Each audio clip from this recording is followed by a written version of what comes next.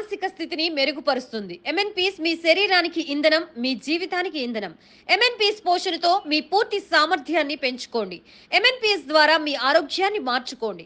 సమతుల్య పోషణ ఎంఎన్‌పీస్‌తో సాధ్యం. మీ కలలకి ఆజ్యం పోసే పోషకాహారం ఎంఎన్‌పీస్. ఎంఎన్‌పీస్‌తో సాధ్యమవుతుంది. ఎంఎన్‌పీస్‌తో మీ శక్తిని పెంచుకోండి. న్యూట్రిషన్ ఎక్సలెన్స్‌తో మీ జీవితాన్ని మార్చుకోండి. 9121299966 లేదా 9492952000. Welcome to prime nine health. Me doctor Kishore Kumar. ఎన్నో ఈ యొక్క ఆరోగ్య అవగాహన ఎపిసోడ్స్ని మీ ముందుకు తీసుకొస్తున్నాం. అట్లాగే ఈరోజు ఒక మంచి ఎపిసోడ్తో అందరూ బాధపడుతున్నటువంటి దాని మీద సమస్యకు పరిష్కారం దొరకనటువంటి టాపిక్ మీద డిస్కస్ చేయడానికి ఈరోజు మనకి డాక్టర్ రాకేష్ గారు, ప్రముఖ ఆర్థోపెడిస్ట్, మనతో పాటు ఉన్నారు. సో చిరంజీవి హాస్పిటల్ నుంచి. సో నమస్తే అండి డాక్టర్ గారు. నమస్కారం. సో యాక్చువల్గా చాలామంది ఈరోజు మోకాళ్ళ నొప్పులతో బాధపడుతున్నారు. అంటే నాకు తెలిసినంత వరకు ఇది కూడా పోషకాల లోపమే. ఫస్ట్ పాయింట్, మనం కొన్ని ఎపిసోడ్స్గా మనం చేస్తున్నటువంటి ఈ యొక్క ఆరోగ్య చర్చా వేదికల్లో తెలిసింది ఏంటంటే, ఫస్ట్ లైఫ్ స్టైల్ డిజార్డర్స్.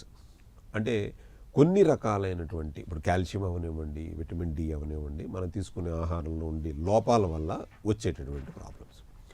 ముఖ్యంగా ఈ మోకాళ్ళ నొప్పులు అనేటటువంటిది బోనుకు సంబంధించింది కాబట్టి మనం ఏం చేస్తున్నాము, ఇదివరకు కాలువల్లో కానీ లేదా చెరువుల్లో కానీ చక్కగా వాటర్ తీసుకురావటం, దోశలతో తాగేవాళ్ళు, లేదా మంచిగా ఒక నుయ్యి ఉండేది, అక్కడికి వెళ్ళి మంచినీళ్ళ నూతి నుంచి వాటర్ తీసుకుని తాగటం అనేటువంటిది జరిగేది.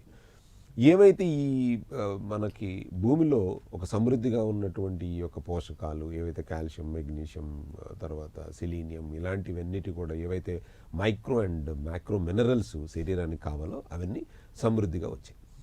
ఎప్పుడైతే మనం ఆర్ఓ వాటర్ సిస్టమ్ని అడాప్ట్ చేసుకున్నామో, ఎప్పుడైతే ఆర్ఓ సిస్టము మన ఇంట్లోకి వచ్చేసిందో, వంటగదిలోకి వచ్చేసిందో, అప్పుడు ఈ యొక్క వాటర్లో ఉన్నటువంటి లవణాలన్నీ కూడా తీసేసి జీరో లెవెల్కి తీసుకొస్తుంది. అంటే టీడీఎస్ లెవెల్స్ అనేటటువంటివి WHO ప్రకారం బాబు 250 ఉండాలి, ఉంటేనే అది తాగడానికి మంచి వాటరు అని చెప్తున్నారు. 50 కంటే తక్కువ, టోటల్ డిజాల్వ్డ్ సాల్ట్స్ 50 కంటే తక్కువ ఉంటే అది వాటరే కాదు. ఈవెన్ టాయిలెట్స్ కూడా, కొన్ని కంట్రీస్లో టాయిలెట్స్ కూడా యూజ్ చేయరు 50 కంటే తక్కువ ఉన్న టీడీఎస్ని. అలాంటి వాటర్ని ఇవాళ మనం మంచినీళ్ళు అనే ఒక భ్రమలో తాగుతూ ఉన్నాం. అంటే మినరల్స్ లేనటువంటి వాటరు, నెగిటివ్ వాటర్ని తాగుతూ ఉన్నాం. అంటే మన శరీరానికి కావలసినటువంటి మినరల్స్ లోపం కూడా మనకు ఉండేటువంటి ఆరోగ్య సమస్యలకు కారణమే. మనం తాగేటటువంటి మంచినీళ్ళు టీడీఎస్ 250 ఉందా లేదా, ఇండియన్ గైడ్లైన్స్ ప్రకారం, బిఎస్ఐ గైడ్లైన్స్ ప్రకారం, WHO గైడ్లైన్స్ ప్రకారం టీడీఎస్ వాల్యూ ఉందా లేదా అనేటువంటిది చూసుకోవటం చాలా ఇంపార్టెంట్. దాన్ని చూసుకోవడానికి పెద్ద పెద్ద టెస్టులు ఏమీ చేయక్కర్లేదు, పెద్ద పెద్ద ల్యాబొరేటరీస్కి ఏమీ పంపించక్కర్లేదు. కేవలం ఈ యొక్క టీడీఎస్ మీటరు, టోటల్ డిజాల్వ్డ్ సాల్ట్స్ని చెక్ చేసుకునేటువంటి మీటరు 200-250 రూపాయలు మాత్రమే. మీ అమెజాన్లో అవైలబిలిటీ ఉంటుంది. తెచ్చుకుని ఒక్కసారి మీరు తాగే వాటరు, నేను తాగే వాటర్లో మినరల్స్ ఉన్నాయా లేవా, 250 ఉందా లేదా అనేటువంటి చిన్న టెస్ట్ ద్వారా మీ మంచినీళ్ళు మంచివా కాదా అనేటువంటిది తెలుసుకోవచ్చు. ఎందుకు చెప్తున్నానంటే, ఈ ఎపిసోడ్లో డాక్టర్ రాకేష్ గారిని అడిగేటటువంటి విధానం ఏంటంటే, ఈ యొక్క 25-30 సంవత్సరాల్లోనే మోకాళ్ళ నొప్పులు రావటం, లేదా నీ ప్రాబ్లమ్స్ వచ్చేసిన తర్వాత నీ రీప్లేస్మెంట్స్కి వెళ్ళిపోవటం అనేటువంటిది జరుగుతూ ఉంది. దీనికి గల కారణం నాకు తెలిసినంత వరకు ఈ యొక్క మినరల్స్ లోపమని నేను అనుకుంటున్నాను.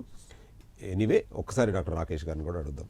రాకేష్ గారు, యాక్చువల్గా ఇప్పుడు నేను చెప్పినటువంటిది అది ఎంతవరకు వాస్తవమా కాదా? న్యూట్రిషన్ డెఫిషియన్సీ అనేది ఒక మెయిన్ రీజన్ మనకి ఏ కండిషన్ అయినా ఇట్లాంటి లైఫ్ స్టైల్ డిజార్డర్స్ వాటిల్లో. సో డెఫినెట్గా ఇది కూడా ఒక మేజర్ రోల్ ప్లే చేస్తుంది. ఓకే, అంటే వాటర్లో మినరల్స్ లేకపోవడం వల్లే శరీరానికి కావాల్సిన మినరల్స్ అందట్లేదు. వాటర్లో మనం తీసుకునే ఫుడ్లో అన్నిట్లో ఇలా లైక్ అడల్ట్రేషన్స్ ఎక్కువైపోవడం వల్ల అది. ఓకే, అంటే ఇప్పుడు ఇందాక చెప్పినట్టు మనకి ఈ నీ పెయిన్స్, మోకాళ్ళు నొప్పులు అనేటటువంటివి ఇవాళ 25-30 వయసులోనే కూడా చూడడానికి గల కారణం ఏమంటారు? First thing sedentary life style అండి. ఒక దగ్గరే కూర్చొని చేసుకునే వర్క్ వల్ల. సో కంటిన్యూస్గా కూర్చొనే వర్క్ చేస్తాం. సో అలా కూర్చొని వర్క్ చేసి మన బాడీలో మజిల్స్ అనేవి వాటి యాక్చువల్ మూమెంట్ చేయడం తక్కువ అయిపోవడం వల్ల ఏమవుతుందంటే మజిల్ ఎట్రోపీ అవుతాయి. సో మజిల్ ఎట్రోపీ జరిగినప్పుడు ఆటోమేటిక్గా దాని స్ట్రెంత్ తగ్గిపోతుంది. సో ఇలా మజిల్ స్ట్రెంత్ తగ్గిపోవడం, బోన్ స్ట్రెంత్ తగ్గిపోవడం, ఇవన్నీ మనకి ఈ బోన్ పెయిన్స్కి, నీ పెయిన్స్కి లీడ్ చేస్తుంటాయి. ఓకే. అంటే ఈ యొక్క నీ రీప్లేస్మెంట్ అనేటువంటిది మనం వింటూ ఉంటున్నాం. యాక్చువల్గా 50-60 సంవత్సరాలు వచ్చిన తర్వాత నీ ప్రాబ్లం వచ్చిందని చెప్పడంలో కొంతవరకు అక్సెప్టబెన్స్ ఉంటుంది. బట్ ఇవాళ 25-30 సంవత్సరాల్లో కూడా నీ రీప్లేస్మెంట్ వెళ్ళాల్సిన అవసరం ఉందంటారా? ఆ ఏజ్లో చేయించుకోవడం అనేది బ్లండర్ అవుతుందండి. ఎందుకంటే మనకు ఇప్పుడు నీ రీప్లేస్మెంట్ చేసుకున్నా కూడా దానికి మనం మ్యాక్సిమం లైఫ్ టైం ఒక 25 years ఇచ్చామనుకోండి మనం మార్చుకున్న నీ రీప్లేస్మెంట్కి. సో ఒక 25 ఏళ్ల వయసులో, 30 ఏళ్ల వయసులో చేస్తే 55 సంవత్సరాలకి అది అయిపోతుంది. సో మళ్ళీ 55 సంవత్సరాలకు మళ్ళీ చేయించుకోవాల్సి వస్తుంది రీ రీప్లేస్మెంట్ అనేది. సో అనేది కరెక్ట్ కాదు అది. అప్పుడు మరి ఈ యొక్క యంగ్స్టర్స్కి మీరు ఇచ్చేటువంటి సూచన ఎలా ఉంది, సలహా? సో ఈ సెడెంటరీ లైఫ్ స్టైల్ అనే దాన్ని మార్చుకోవాలి first of all. So 25 years అనే టైంలో మన బాడీలో బోన్ కానివ్వండి, మజిల్ కానివ్వండి, వాటి పీక్ స్టేజ్లో ఉంటాయి. సో అలాంటి టైంలో వాటిని మనం ఎక్కువ యూజ్ చేయడానికి లైక్ వాకింగ్ చేయడమో, జాగింగ్ చేయడమో, స్ట్రెంత్ ట్రైనింగ్, లేక స్పోర్ట్స్ ఆడుకోవడం, అట్లా ఏవో ఒకటి చేస్తూ వాటిని యూజ్ చేస్తూ ఉంటే ఆటోమేటిక్గా వాటి స్ట్రెంత్ ఇంక్రీజ్ అవుతుంది అండ్ ఇట్లాంటి కండిషన్స్కి మనం దూరంగా ఉంటాం. ఓకే. ఒకవేళ మనకి ఒక 50-60 ఏళ్ళు వయసు వచ్చిన వాళ్ళు కూడా నీ రీప్లేస్మెంట్ జరుగుతుంది కదా, అంటే ప్రజెంట్ సినారియోలో ఆ నీ రీప్లేస్మెంట్ అనేటువంటిది ఒక పెద్ద టాస్క్ లాగానే ఉంది. అంటే it's a very expensive first thing. రెండోది ఆ నీ రీప్లేస్మెంట్ కూడా సక్సెస్ రేట్ అనేటువంటిది చాలా తక్కువ ఉంది అనేది, అది ఎంతవరకు వాస్తవం? లేదు, సక్సెస్ రేట్ అనేది ఎక్కువే ఉంటుందండి. ఎందుకంటే నీ రీప్లేస్మెంట్ అనేది ఒక స్ట్రైట్ ఫార్వర్డ్ ఆపరేషన్.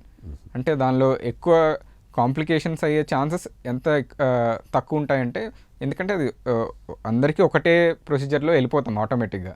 దానికి ఒక ప్రోటోకాల్ ఉంటుంది, ఆ ప్రోటోకాల్ కరెక్ట్గా ఫాలో అయినప్పుడు మనకి కాంప్లికేషన్స్ అనేవి చాలా తక్కువ ఉంటాయి. ఓకే. అంటే ఈ నీ రీప్లేస్మెంట్కి ఒక్కొక్క హాస్పిటల్లో ఒక్కొక్క రేటు ఉండడానికి గల కారణం బేసికల్లీ ఇంప్లాంట్స్ అండి. అక్కడ యూస్ చేసే ఇంప్లాంట్స్ బట్టి మనకి ఈ ప్రైస్ అనేది చేంజ్ అవుతూ ఉంటుంది. ఇండియన్ ఇంప్లాంట్స్ వాడే వాళ్ళు ఉంటారు, ఇంపోర్టెడ్ ఇంప్లాంట్స్ ఉంటాయి, అందులోనే డిఫరెంట్ టైప్స్ ఆఫ్ మెటల్స్ ఉంటాయి. అండ్ కొంతమంది ఓవర్ వెయిట్ ఉన్న వాళ్ళకి బేసికల్ ఇంప్లాంట్స్ సరిపోవు, వాళ్ళకి ఎక్స్ట్రా స్టెమ్ యూజ్ చేయడం కానీ, ఎక్స్ట్రా రిస్ట్రిక్టెడ్ మూమెంట్ ఉండే ఇంప్లాంట్స్ వాడడం కానీ, ఇట్లాంటి వాటి వల్ల ఈ ప్రైజెస్ అనేవి మారుతూ ఉంటాయి. అంటే ఈ యొక్క ఇండియన్ మేడ్ అవనివ్వండి, లేకపోతే ఈ ఇంప్లాంట్స్ కాస్ట్ అనేటువంటిది వేరీ అవుద్ది అని చెప్పారు కదా. మీరు ఇందాక చెప్పినట్టుగా 25 years ఆర్ 20 years ఉన్నది. అంటే ఈ యొక్క తక్కువ రేట్ ఉన్నటువంటి ఇంప్లాంట్స్ వాడటం వల్ల ఆ యొక్క ఇయర్స్ ఆఫ్ ఇది అనేటువంటి తగ్గిపోతుందా? తగ్గుతుంది.